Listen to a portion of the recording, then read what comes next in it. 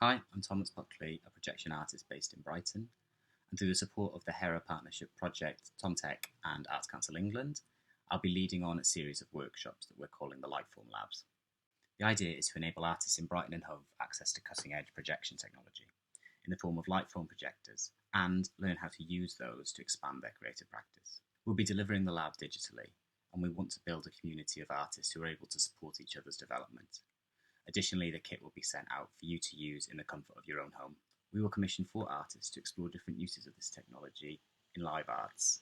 You could be a theatre maker, a singer, a dancer, a graffiti artist, a sculptor. It doesn't really matter what your practice is coming into it. The only thing that we're aiming for is work that embraces well-being and nature as an outcome. If you do have some knowledge of After Effects or other motion graphics packages, that'll really help you get the most out of the software, but we'll be looking to support those who don't anyway. And we're looking to commission 4 artists. 3 of those will be using the Lightform Edition 2, which is a all-in-one projector and scanner. The other hardware that we have is a Lightform Creator Edition. With that one, you would need to apply already owning a projector or having some sort of setup. Maybe keep that in mind about which one you'd like to apply for.